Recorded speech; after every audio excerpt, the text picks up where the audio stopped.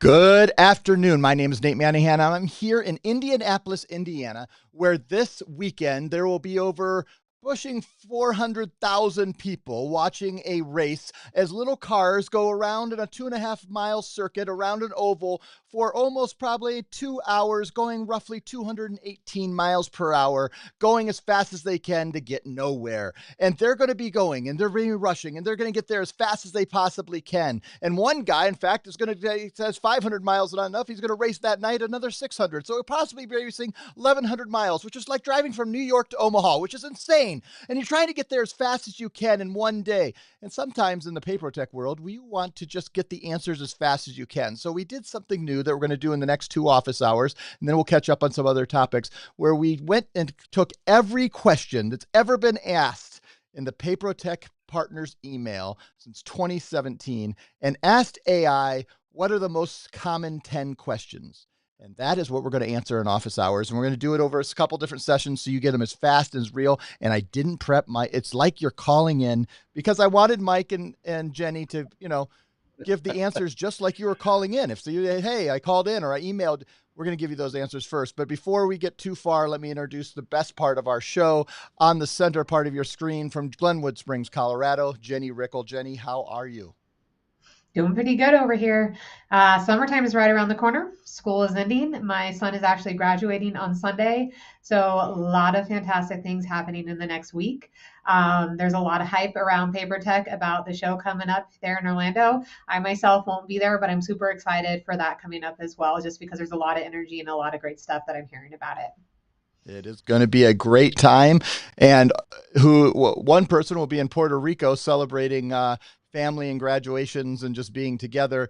But another person will be joining me in Orlando, Florida, here in just a little less than 2 weeks, Mr. Mike Stetzel. Mike, how is life in Indiana? You have a graduation coming up as well, correct?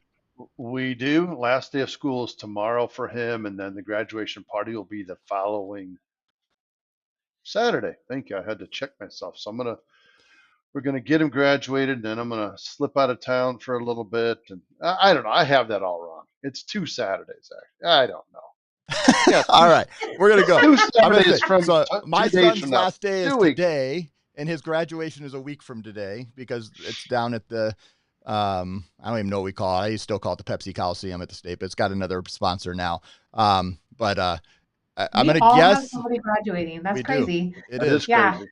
that's It cool. is. It works out, and my graduate will be down in Orlando. So if you're joining us in Orlando in just a Good. couple of weeks, you could say congratulations to my son Cam, who will have just graduated from high school. He's going to fly down for a part of the time, and we're going to hang out for an extra day afterwards. So, all right. But today we're talking questions, and we're going to be doing a lot. I created a set of data about 3 months ago of every email ever sent to partners at papertech.com, and then Hmm. started letting AI kind of and just trying to glean what things we can from it.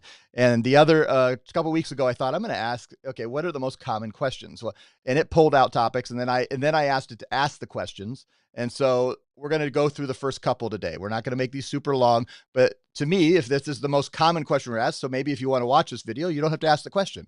So the first one is the questions were all around PCI, which makes sense because let me be honest, I get confused by PCI. So first, I think, Mike, I'm going to come to you on this one. What is PCI, and how does that work for our PayProTec partners and their merchants in PayProTec world? Ooh, that's a big question all in one. First, if you came here to see whether to trade show or not to trade show, we are not doing that today due to a bad internet situation Nate had last week. That show got pushed, but it will be coming. It will be coming sooner or later. So thank you to our team that gets those things put together for us ahead of time, and that's how it ends up like it is. But PCI stands for Payment Card Industry. The whole term is PCI DSS, which means Payment Card Industry Data Safety Standards. And what that means is we are responsible as the processor to ensure that what we're processing is being done safely. And so we're here to help with that. We have a PCI team. So that entails different things for different merchants. First off, there is a cost to the PCI process. But if your merchant is processing with us using Edge or flat rate pricing, there is no cost at all. If they're processing with us doing Edge and flat rate and using one of our terminals that ship from our normal distribution centers, such as the Ingenico or any of the Pay Anywhere terminals, there is nothing for them to do to become PCI compliant. We take care of that for them. So again, now you're using Interchange Plus, let's say you're using one of those terminals I just mentioned, there is a PCI fee for you. There will be nothing to do to become PCI compliant, and you will not become non-compliant. It's impossible, but you will pay the fee. When you go to third-party equipment, which includes our Deja Vu and Valor terminals, point of sale systems, gateways, all of those things require you to become PCI compliant, and our PCI team will reach out to you by email and explain what needs to be done. Don't ignore that email, please, because when you're doing that, when you're using one of those pieces of equipment on Interchange Plus, you are being charged for PCI, and you become non-compliant if you don't complete those requirements. And that is a higher cost per month or per year, depending on how you set up your merchant. But again, even if you're using one of those things and you're doing Edge or flat rate pricing, there's no charge. This has become one of our really big benefits to getting our merchants to use Edge from the very beginning. So put that into your brain when you're out selling this, selling in general, that you know what, if you sign up with us and you're doing this dual pricing program, there is no charge for PCI. And merchants that have been at this a while know that that's going to cost them $125 to who God knows what First Data is charging now, or Fiserv, 300 and some dollars. Anyway, they know what this pain is. So that, in a nutshell, is from a merchant standpoint. As a partner, when your merchant is being charged that PCI fee, you do receive 25% of that income as well, just like we do with the regulatory fee. I think I've hit a lot. Either one of you speak up if you want to add something. Well, I'll put it this way. PCI is a real thing. It was created by the federal government, and it is a real thing that sometimes gets really confusing, and we all treat it differently, and we all charge different fees, and we charge different fees based on different hardware and software, and sometimes you just got to ask questions. And what happens, I think PCI is one of those things that is meant to confuse the merchant, just to be or is not meant, is used to confuse the merchant often. And one of the things we can do is step in and help bring a little bit of clarity to it.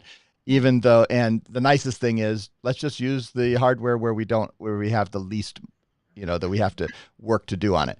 But Jenny, anything you want to add to what Mike said? No, just like 100% echoing what you guys said. And the kind of like on the forefront, it really is to make sure that everything is safe and secure. We want to ensure that full credit card numbers are not being saved, that everything is encrypted, that identities are being protected, right? So we do need to make sure that we take these extra steps. But like what Nate and Mike were saying, like use our equipment and everything will stay simple and they'll be compliant and not a whole lot of effort from the merchant's end, right? We try to make it as easy as we can. Yep. All right. Next up, Jenny, I'm coming to you on this one. Yeah. The question on this, and there are lots of questions obviously on this topic, and so I'm going all together, is I'm going to read it over here, is what I put together. What are the different payment processing pricing models? Interchange Plus, flat rate, tiered. What are the different models? What do they look like? And how do we use them here at PayProTec? So kind of walking through, I think that's, everybody has their own experience coming in. So what are our pricing models, and what are the goods and the bads of each of the pricing models? I like this question a lot because I've been in the industry a long time. So when I first came in, like 2002, everything was tiered, right? And now you really rarely see tiered. I mean, at the end of the day, we got to make sure that we pay the card brands, Visa, MasterCard, Discover, American Express. We have to pay the bills. And so there's some pricing structures that we have that can help charge the fees to the business owner, and we try to make it in a simple way, right? Tiered is going to be qualified, mid qualified, rates, and then what goes by that is it going to be swiped, is it going to be keyed, what's the card type, and then there's different tiers for the rates that are charged based upon the card type and the entry. So there's a lot of variables, and then there's even then it's not based upon card type alone, it's also based upon the method that is being keyed in. Cost plus then became really popular, and it's literally just what it sounds. It's the cost of the card plus the basis points that you set them up with. So there's a lot of variations for you as well, to understand where your profit is coming from. But it's just going to be the cost of the car brand. But with tiered and cost plus pricing, there's still those fees in the background, the PCI fees, the network and assessment fees. Those are all still going to be itemized out on a statement. So those statements, whether it's going to be tiered or cost plus, they're very detailed and they're quite a few pages. Flat rate and Edge, because Edge is a flat rate pricing program, it's going to be, well, no matter what the car type is, no matter the method that is being swiped in, there's a flat rate. So it's simple, right? It's really simple for you to explain as a sales partner and a business to understand. It's tricky because we always need to make sure that on a flat rate pricing program, we're still pricing it high enough so that the bills are being paid to the car brands, right? So I do see sometimes where they don't price a flat rate high enough, and then you start taking loss on an account. So I like flat rate, but I really ensure have a discussion with somebody if you're not sure if it's priced high enough, because we always have to pay the car brands at the end of the day. So you have those three variations, and then we have Edge, right? Of course, so it's a flat rate pricing program where we then add that additional percentage to cover the fees. So that's really helpful as well. And then if you have any questions about these, always let us know. My personal favorite is flat rate just because it's simple, but we can support all of the above, which I really like about PayProTec and our pricing structures. Yep. And in the world of payments, we just keep improving. There, the flat rate, I think we're maybe 5 years in, but it was pushed. I mean, Square came into the market and tried to do everything flat rate. Now they all have to charge a lot of, their rates are raising more and more.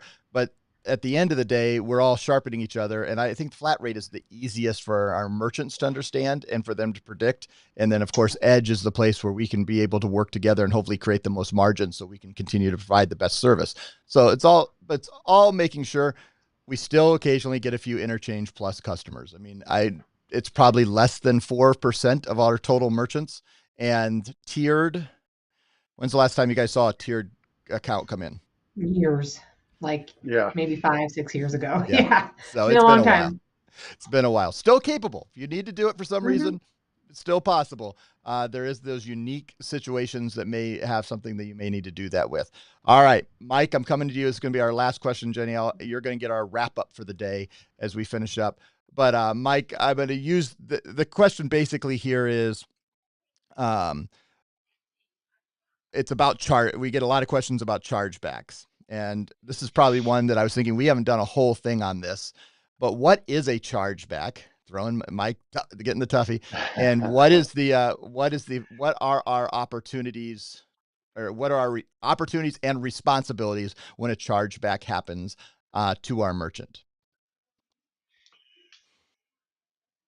It's really a tough one because, to say that we would take responsibility to help the merchant is a tough one. Most of us have probably experienced a chargeback with a merchant who rightfully lost that chargeback. And so it's hard to jump in and say, hey, we're going to beat this, we're going to fight this. But I think it's more of a support. Hey, let's get everything together that you have. Let's supply evidence through your Payments Hub portal under that disputes tab that explains why this is a legitimate transaction, how you authorize this. Is there a signed invoice? Is there a signed credit card receipt? What evidence does the merchant have? And just encourage them to get all that put together and supply that to rebut the charge. So a chargeback, backing up, is when a customer says, I didn't authorize this purchase, or this amount is wrong, it should be less. This is fraudulent because I didn't buy this and this was charged to my credit card. So there's a lot of reasons that chargebacks can happen. One of them I will tell you is often if a merchant's using a terminal that doesn't have the ability to take a chip card, they will lose the chargeback every time. That is not our merchants. There's nothing we supply anymore that does not have the ability to take a chip card for many years now.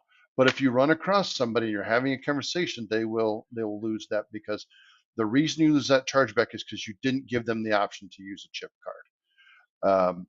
So you can go back, you rebut the initial chargeback. There can be a response back from the credit card brand and the issuing bank and say, no, we don't agree. This does not prove this purchase was legitimate. So you can go back again.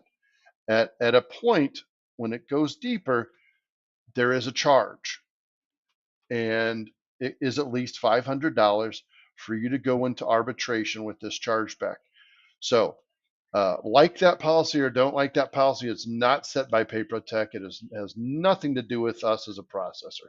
That is determined by card brands and the issuing banks. You have to make the decision whether fighting this $100 or $200 chargeback is worth potentially a $500 fee. Or is this a $5,000 chargeback and it's well worth it to spend $500 to continue to fight it? So again, it is not something that we can assist a lot with, but we can facilitate conversation between our chargeback team and you or your merchant. I know that there are plans in the works for us to have almost like a live chargebacks team where they can offer a little more advice. I know that's been something that's been in the works for quite some time. So I really look forward to that ability to do. But again, if your merchant, has questions that you're not sure about, get a hold of us, and obviously we will help you get those answers. Yeah. At the end of the day, these are the things that set us apart, but really set you as a partner apart when you're helping your merchant and listening to their issues and trying to make sure and being honest with them. If they said, "Hey, yeah, I heard one recently this week. They were like, "Yeah, we didn't provide the service because they weren't there." Well, did your contract say if they weren't there? Making Yeah. sure that you have all the pieces, because a lot of times the bank's going to rule and the cards brands are going to rule on the side of the merchant, or excuse me, on the side of the customer. It's just it is jaded against us now.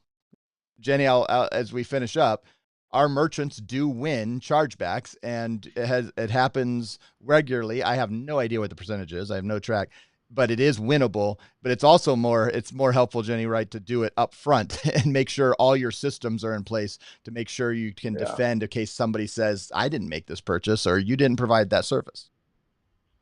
Absolutely. And the best for that is going to be card present transactions. And then, as what Mike said as well, if you could use the chip or the tap to pay, that's going to be the best method for payment.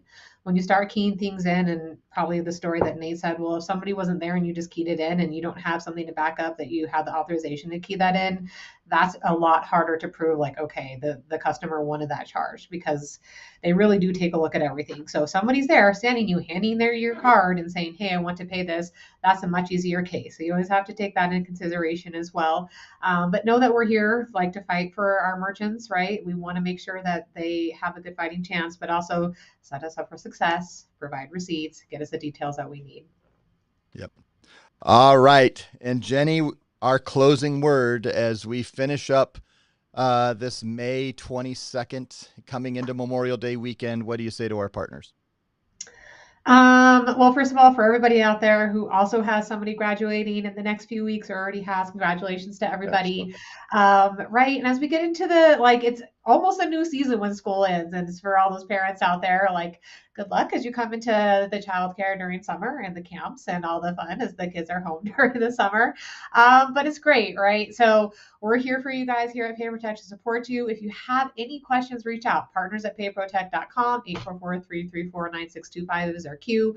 And you all should be able to reach out to your relationship managers, because we are all here for you, and we're always happy to do a training and questions like this too. Pricing, PCI, chargebacks, we're here to help. Don't hesitate to reach out if you need us. Can't say it any better than that. On behalf of Jenny Rickle, Mike Stetzel, I'm Nate Manahan. We'll see you next time in Office Hours. Bye, everybody. See ya.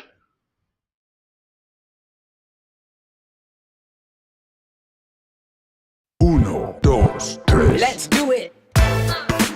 All right.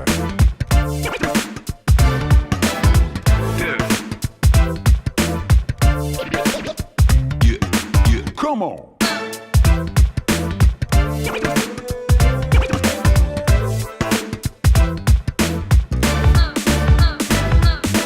Do it.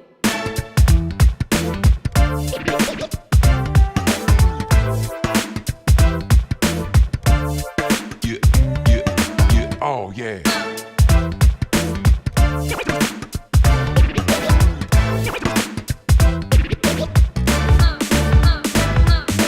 Uh-huh.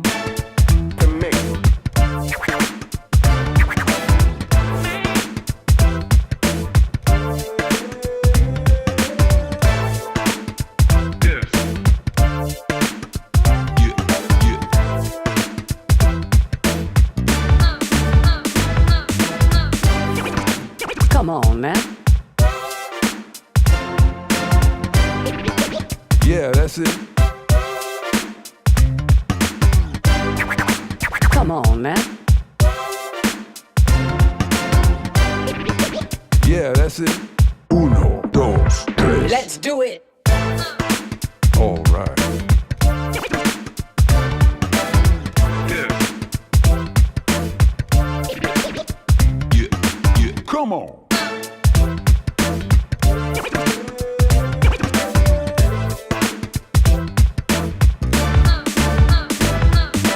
Do it.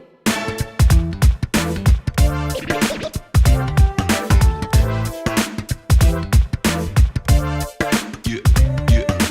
Oh, yeah.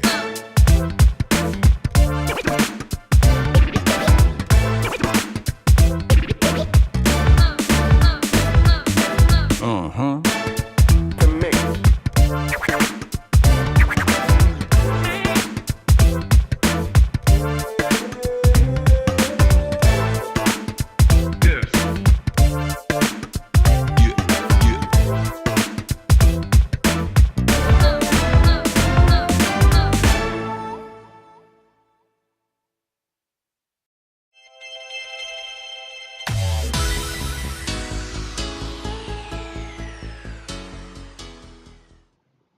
See, we all do it. I do it at least.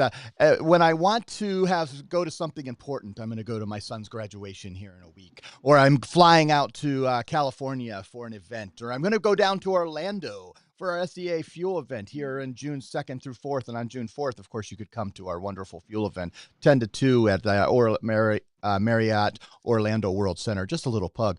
But you know what I do before I go to big events? I go to my barber shop and I get a haircut. I go online, I set up an appointment, I show up, I get the warm towel treatment. I love a good shave and a haircut, get everything go through. And I love when service just works right. When I set it up the appointment, I get the reminders. Maybe I pay online. Maybe I'm at a place that's doing booth rental and they're all getting paid out. And I like it when just a good salon and a good barbershop just works. And today, we're going to talk about a system and a service called Grosszilla that can make that happen. And Matt, I think, maybe you need a haircut. You're talking about good hair, buddy. Woo! Mohawk Matt is here to rock and roll.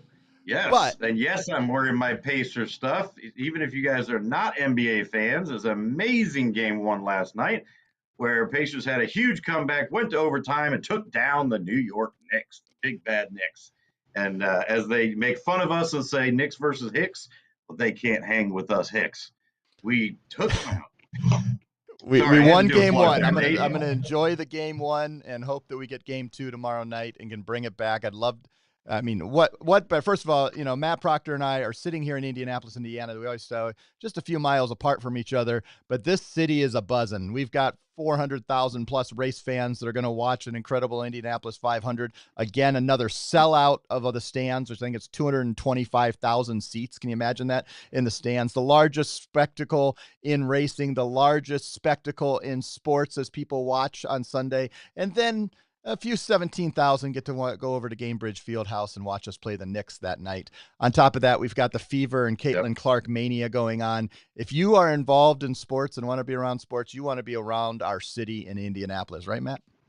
Absolutely. What's crazy is that we fit over 100,000 plus in the infield alone, which is just nuts with how big it is. But yes, very exciting. It's May 22nd for all those of you watching this later, 2025. And I'm sorry, we could talk about Indy and our great sports all day long. Nate and I are huge fans, but today I'm very excited to have a good friend of mine I've known for years, and we've been partnered with Shashir and Don and his team with Growzilla, and probably one of the better, hairs in our industry. Don's always had this amazing hair. He's got to have it looking good because he's selling a product to these great stylists.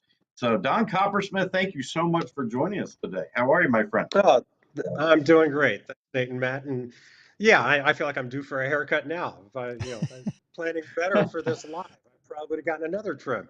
But Matt, great hair. That you can't do better than that on yours. So I'd say you're not due for a haircut. Just let it go.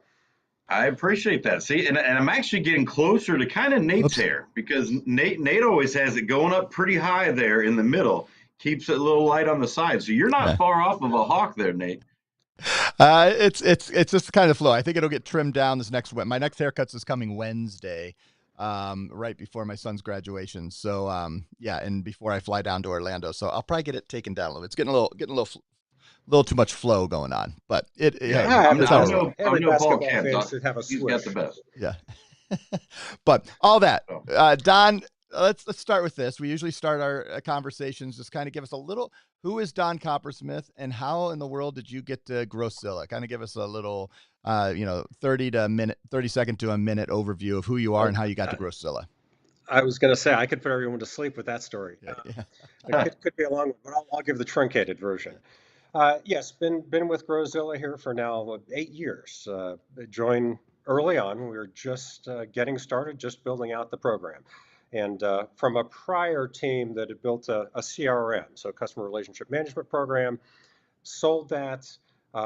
Some of that team jumped over and is now part of what we call Growzilla. And Growzilla being the parent company, Uzelli being our barbershop and salon product.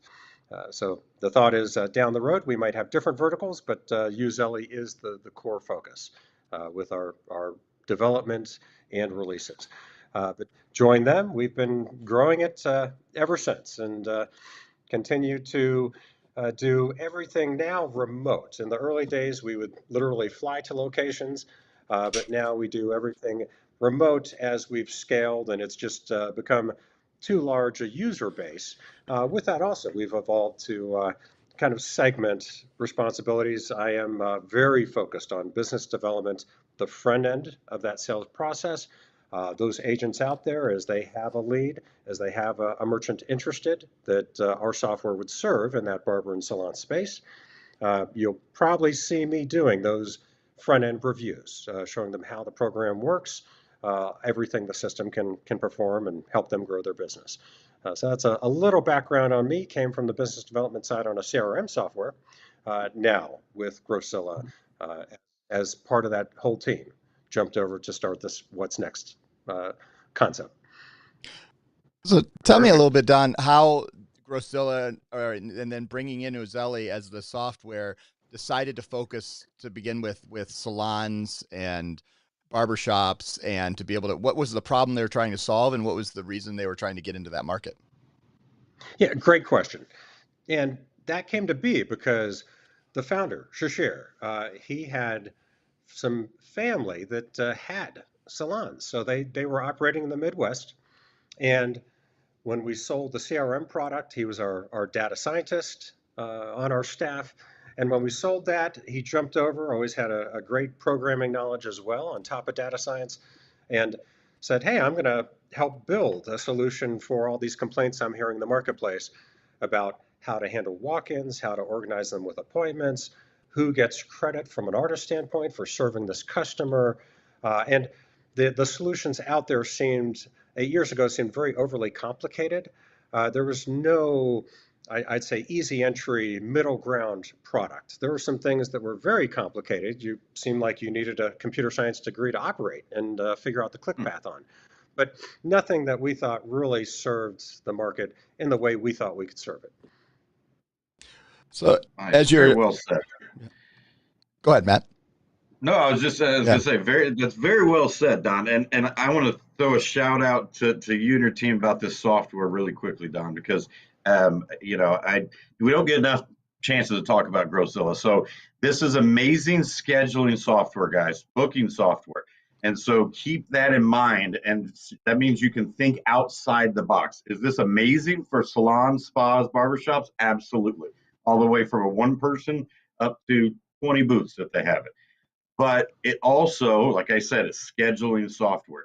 So we've had medical offices where they didn't need to connect with their own HIPAA compliant software, but they wanted a nice check-in tablet. They wanted detailed scheduling so they could get texts when people arrive and then be able to take payments. Okay, doggy daycares, dog groomers, things like that. Anywhere with scheduling, they work really well. And so with that, Don, my first question for you is, what are some of the strange environments? I know you and I have had quite a few that we've demoed. What are some of the strangest environments that Growzilla was a good fit for that was not a salon or barbershop? Someone that needed scheduling. That's a great question. You already mentioned the grooming space, so have it utilized in that vertical.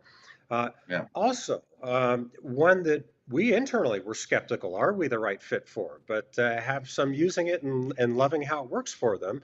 Car detailing and car wash. So that's a nice. that came to us. We never sought out that vertical, but they use the check-in. They have a Android-based tablet portable out where cars are pulling up, put customers in the system, and it's handling the commission tracking as well for the team who's working at that time, dividing out any commission to the people washing those cars. So that's a new and unique vertical. That, like I said, one that we were actually skeptical, are we the right fit? But have some using it very successfully in that space. Nice. We even did tanning salon demos, I think.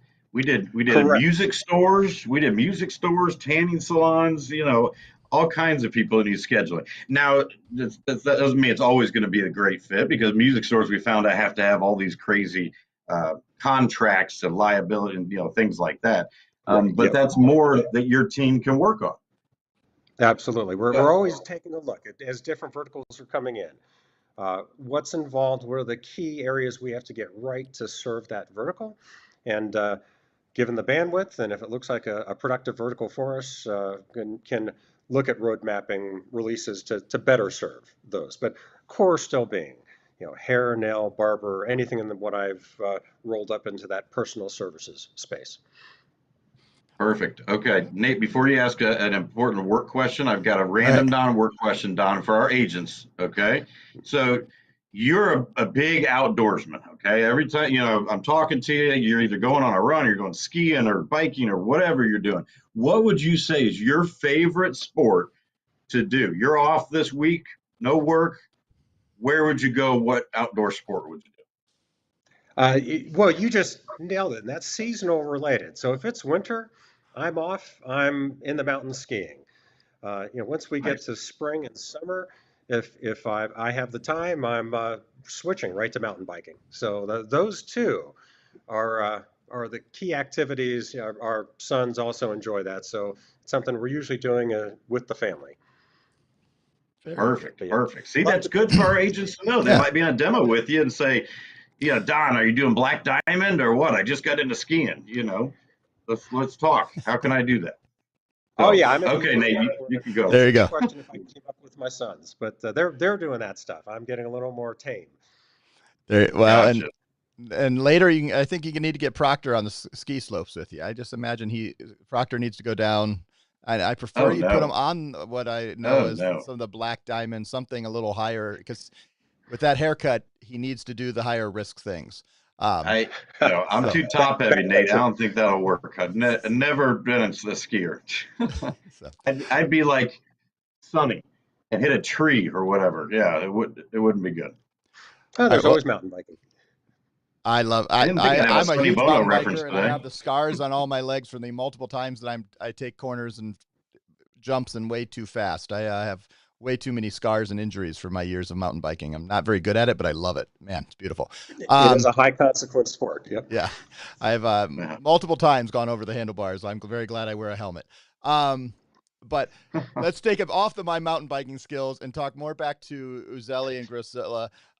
Can you tell me, you've been doing this for 8 years, what were the main features that sold Uzelli 8 years ago, and have they changed at all in 8 years? Are there features that have been added and or that have become more important? What are the features that when you ask your current customers, I chose this because these are the features they named in the past, and what are they now, and how's that changed? Oh yeah, that's also great. It's shifted dramatically over time. When it was first built, it was heavily focused on walk-in. There were a lot of locations that did high volume, high foot traffic, and those customers, as far as visibility to the owner, visibility to the staff, they'd walk in, get their services done, leave, and then they were invisible. There was no way to follow up. There was nothing tracking that visit even happened beyond the payment event. So it was core focus initially on that walk-in activity, making sure they were captured in a database, could be text messaged back to, loyalty tracking. When we first came out, it was very popular for punch cards for those locations, that every visit you got a punch. We took that and made it electronic just by checking in and having the services done, no longer needing those punch cards, as an example. Over time, the focus went from not as much walk-in, but more balanced to even solely booking. Many of our implementations today are appointment focused, even though I had a review this morning where they said, we're now 90% appointment, we still get 10% walk-in. And that's the key strength now, is organizing both, no matter how they arrived at their location, whether it's their appointment they're checking in for, or whether it's still a walk-in, checking in and spontaneously selecting a service. So that's been an evolution in how customers are entering and what type, walk-in versus appointment. Also, getting involved in, I'd say, more detailed services like waxing, facial, services that may ask the customer to sign a waiver. In the early days, we did not have waiver management. Waiver was not supported. Now locations can also manage their waivers through us.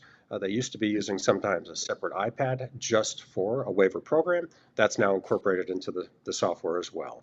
And continuing to evolve it. This week we released a feature called Remote Check-in, which also is, we think, going to be popular for the locations that had that high walk-in activity, but allows people basically to put themselves in the queue of who's next remotely. It's not an appointment, so we still have the booking engine, but this is a lighter use case. They're not creating a formal appointment. They're just saying, hey, I'm checking in, I'm on my way. So Remote Check-in was just released as well. And we used to have email integrations with things like MailChimp, Constant Contact, Drip, another one. We just released email marketing within our platform. So they no longer need to integrate outside of us, but can get that done within the core software. So just some items we've just released. We pretty quickly here have QuickBooks integration coming up too. So just continuing to go deeper and deeper into the functions our customers tell us that would help them solve what they're trying to solve for.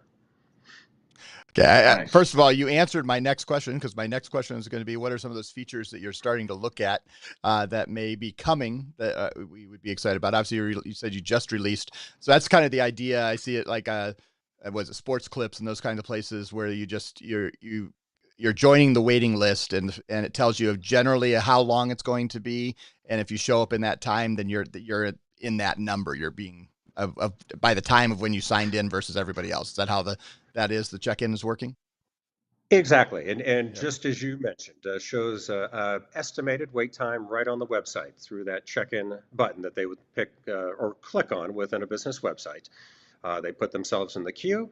When they arrive, that business can have a flat screen showing who's next, and they see themselves and where they are relative to other customers, both that remote checked in and that checked in physically at that location. Cool. So what has been some... Matt, I'll do one more question and I'll throw it over to you. No, you're good. I was just saying it's great. What are some of the changes you've seen in how these salons, nail salons, barber shops have changed in the last, almost decade that you've been involved in this? And then even were there things that were fast forwarded because of COVID and how the regulations happened and all that? And what are some of the changes you might see going forward in the industries that you're serving? Are there things that you're being aware of that would help our partners as they look at to reach out to these businesses and sell to them? We are seeing a trend, and we think it's a smart direction there. Of it used to be traditionally a lot of these locations where, I'll call it almost a eat what you kill basis. So you have a customer here, you're billing them, you're done, and waiting for them to come back the next time and hoping they come back the next time. But we are seeing more and more take some type of a roll up into a membership package, and maybe they're still paying a portion for every visit. So, but they're getting some benefit for having a recurring membership. So, trying to even out their cash flows, not have the spikes potentially during the holidays, then drop off afterwards. The membership models seem to be a growing popularity. Also, the packages, which tie in with that, both are considered prepaid items. But selling a 10-pack of services now so that business owner gets the revenue now. That's saved to the profile. And if they buy 10 haircuts, the next time they come in, they simply deduct from that package until that package has been depleted. But so package membership has been a trend there for really the goal on membership. I'd say smoothing out the cash flow for that business. It's like anything in life, recurring revenue is so important. It's what we are doing with our partners and trying to get those recurring revenue of residuals happening every month for them. And and I personally, as a consumer, I like the idea. Hey, I'll pay a base amount to make sure I get a spot. And so, Matt, you're up next. What's your question? Yes. Well, first I want to say the fact that you guys obviously are listening to your customers, you're listening to us as partners when we have those demos where we need something like waivers, the membership, and you hear it and you start working on it right away. That's great. So Don, you mentioned earlier, and I think it's been over 6 years now that we've partnered with you, and had a great relationship. And you mentioned earlier that you used to go on site. And so we actually sold an account locally here where that was the first time we got to meet in person because you were here in Indianapolis helping with that. So my question is, now that the pandemic, almost all point of sale systems do it remote, just like you do. Every once in a while, we do get that request, especially if, let's say, it's a larger salon. And if we do this right, we're going to get their other 15 locations. Are there certain instances where we can still get someone on site? Depending on if they maybe pay, extra amount, would you guys be able to do that still?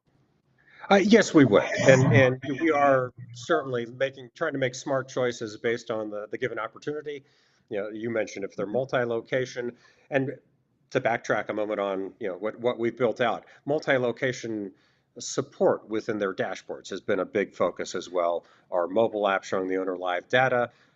That now supports jumping location to location to see which people are working today, their revenue per person, which staff are clocked in, and that live customer queue location to location. But given it's a multi-location, if the opportunity looks like it makes sense, certainly we're not closing that door entirely.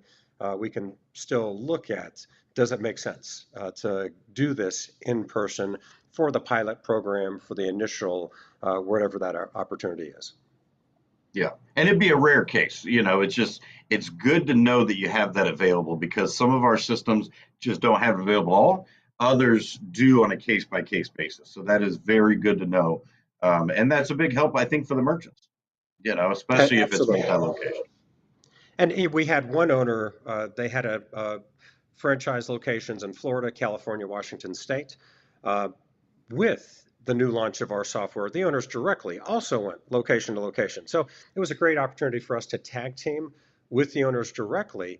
And by the end, we were almost just observing. It was the owner training their own staff on how the software worked, where in the front end, the owner didn't know what they didn't know. So we were, of course, very hands-on giving that direction on the initial few installs. But then the owner became so familiar, they started taking over just organically within their own staff.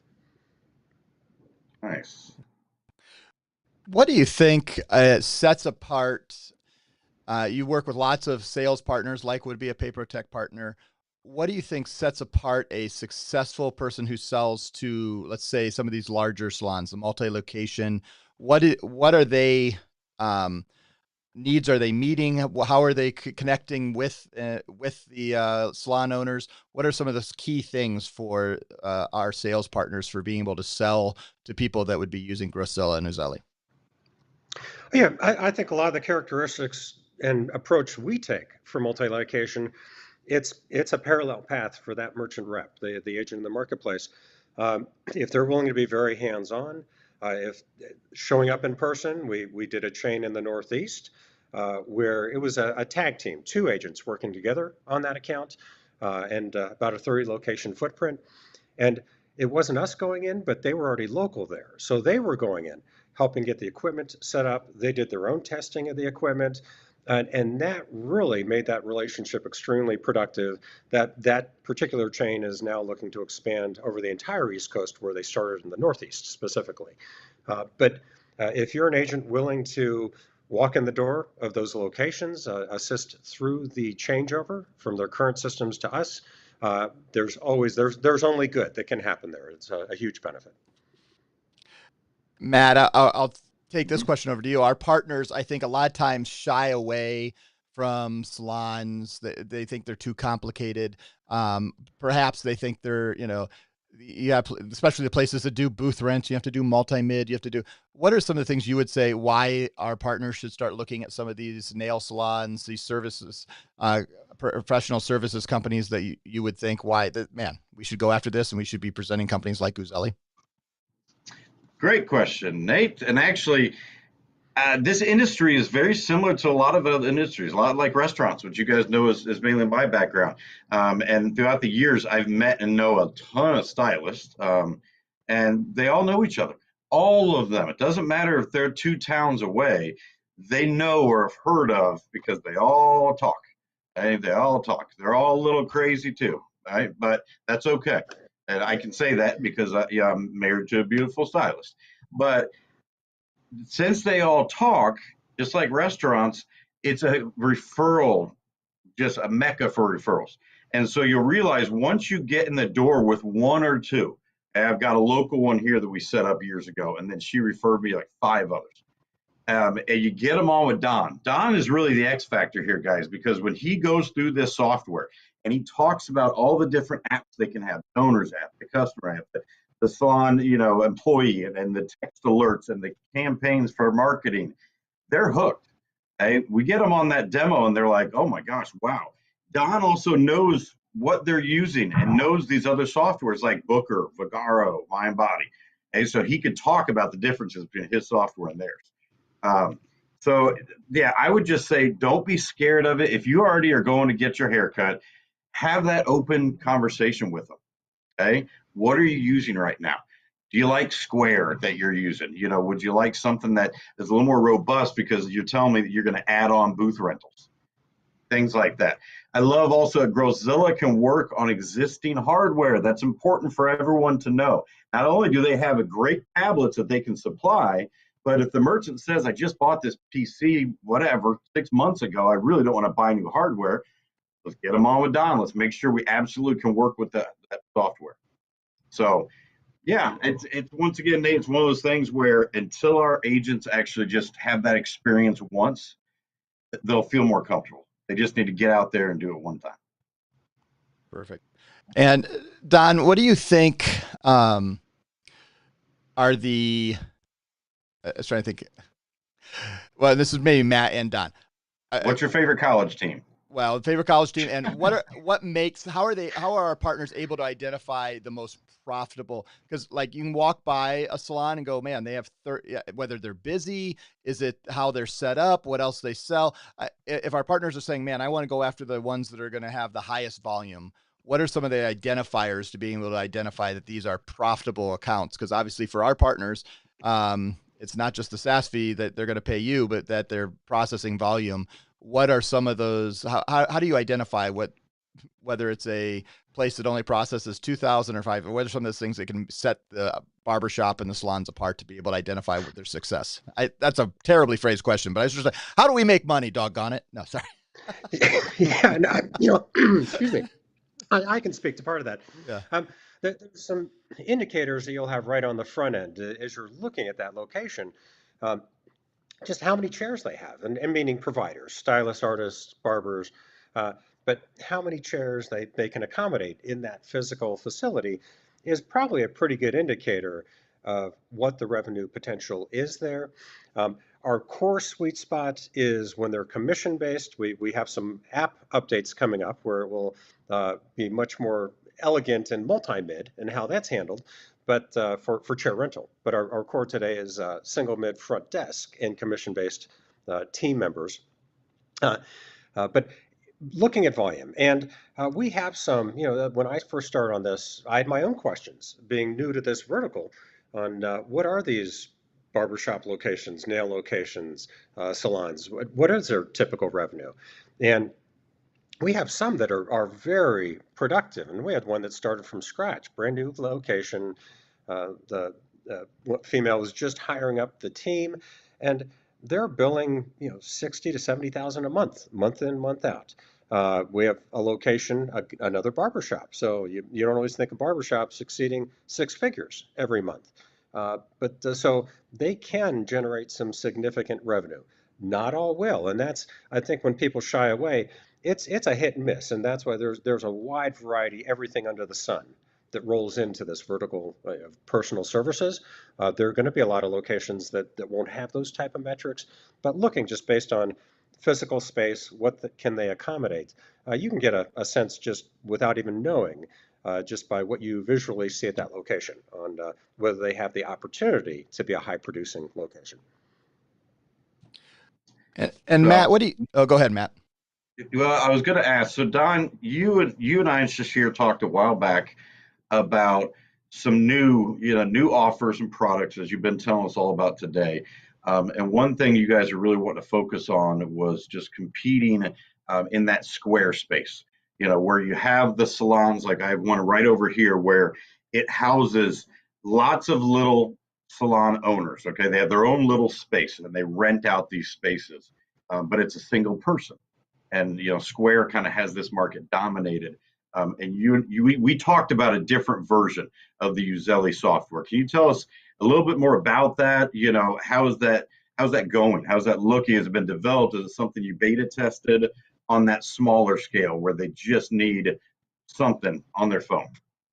Yes, and absolutely. We, for a long time now, longer than I'd like to admit, have been working on an app-focused version of our software, and it will serve exactly that. The chair rental, a barber, a stylist, an artist who wants to do everything from their phone, from the booking appointment to saying the customer's now here to triggering payment, still integrating with that marketing text engine. So all the marketing features of an enterprise class software just within an individual app.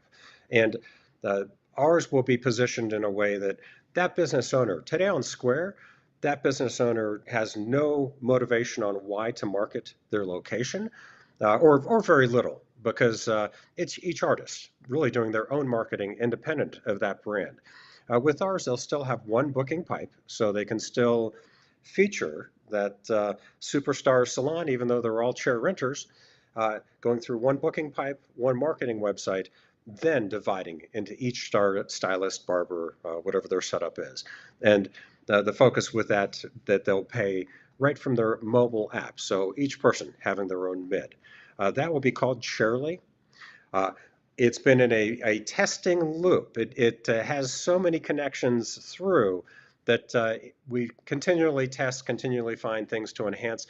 We're really not going to release it till we think it's completely ready, which is what puts us in this ongoing loop. But we will eventually get Chairly out there and have a great solution for the rental market. Perfect. Good to know. Good to know. See, Nate, I didn't know if you even knew that they're working on this app. It's pretty exciting. And when we can get that released and go after, we talk about big and small, you could scoop up 10 to 15 of these small ones, and that's great. You could do that in 1 week, and that could be equivalent to you working for a month to get one big. Yep. Well, yeah, we have an agent who's already given us, if I can just one more point there, we have an agent who knows an owner of a 90 suite location, significant size, He said, once it's ready, I can get all 90 on board. He'll just say, given with your suite lease, we use this program. So that could be an approach too. But yes, the suite renter, the chair rental will serve both and do a great job. Perfect. And I think, at least my last question here is, how are we handling the dual pricing, cash discounting, edge pricing in the software? How Zelly handles it, and how we're seeing it handled across the industry in some of these personal services?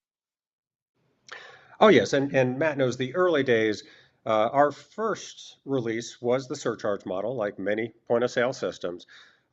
We've gone to dual price. So at the time, checkout customer facing, they're seeing the cash price, the card price. The front desk is also seeing that throughout the process. So if they originally just booked a haircut and blowout, then they add a service, another service, then they add retail. It's calculating throughout each edition the cash price versus card price. So true dual price are the majority of our implementations today. We can still support surcharge. No one asks for it. So it's still there. It's still a platform, but everyone's using dual price that is going to do some form of that. And the majority now are embracing dual price. Even owners that were hesitant have gone to a dual price model. One was extremely hesitant, did it, and to their surprise, the biggest shock to them was there was no reaction. So the customers just accepted it without blinking, and they are certainly firm believers now in that dual price model. Perfect. Very All right, important. Matt, what have Very I missed? No, I think that's good. We never got to favorites college team, Donna, or college in general, maybe an alma mater or somewhere. Nate's a big Michigan guy. Right? Michigan through and through. I'm a Notre Dame guy in a Michigan. I know that's unheard of, and I root for my IU and Purdue teams. But what about you, Don? College sports. I don't want to disgruntle anyone, but that's okay. We need to know. For part of my youth. I grew up in Worthington, Ohio, just outside Columbus. All right. I know where Worthington is. Yep. Have been a huge. Oh, no. Once you see that fan Are you going to say Ohio State? I didn't say it. You did. But no, yes. It's Dang it, Don. I never knew that. That's horrible. Yeah. Don't let it impact.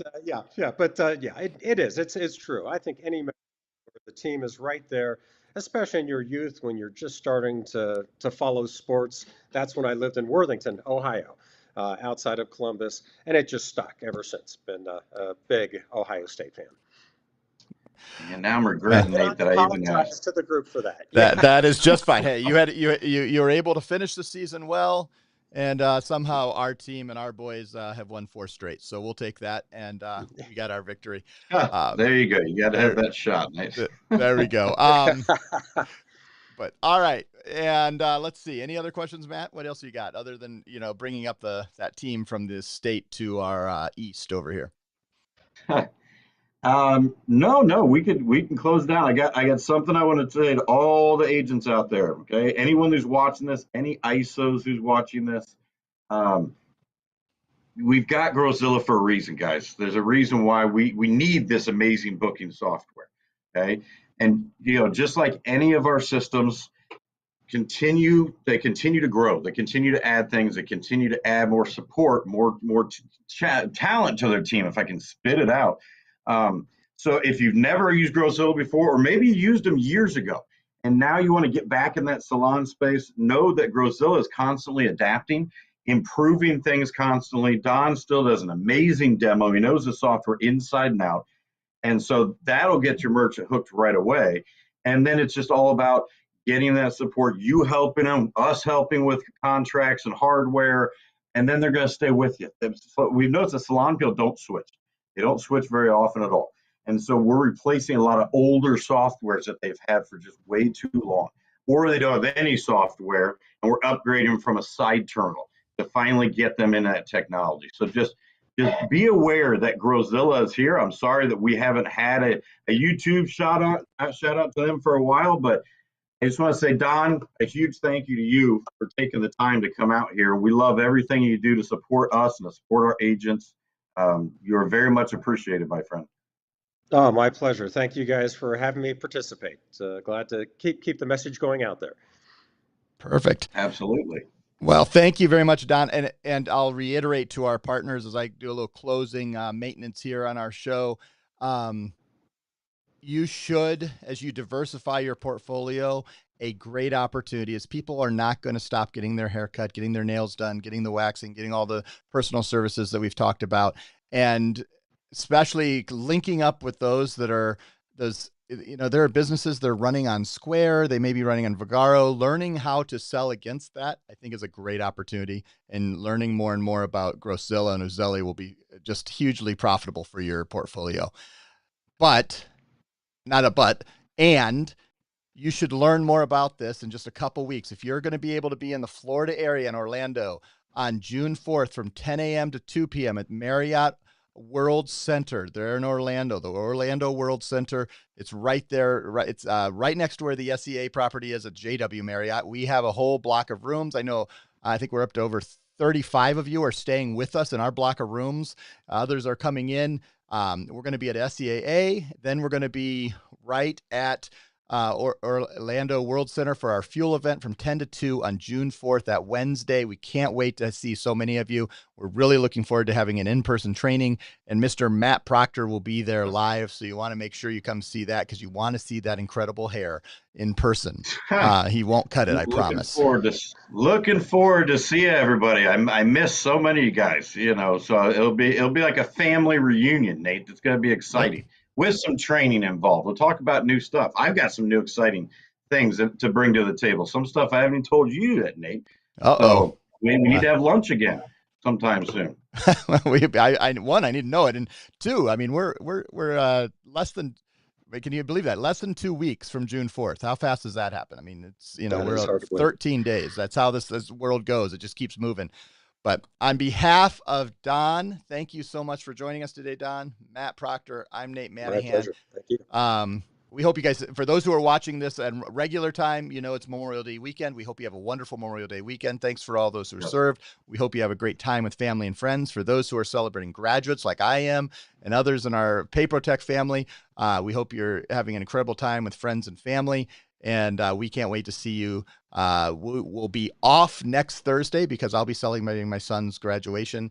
So it's actually going to be 3 weeks till we have another POS Uncensored, I believe. So, but Matt, any closing words? No. Looking forward to seeing everyone down in Orlando. And if you can't make it to Orlando, keep in touch with us. Keep watching these. Keep connected with Nate and myself for the next events that'll be coming up, most likely in Chicago. We want to keep you involved. We want to help you grow your book of business. So one way to do that is with our amazing partners with Grosszilla. So thank you, everyone. Perfect. For today. Thank you, Don. Thank you, everybody. Thank you, guys. Have a wonderful day. Bye, everybody.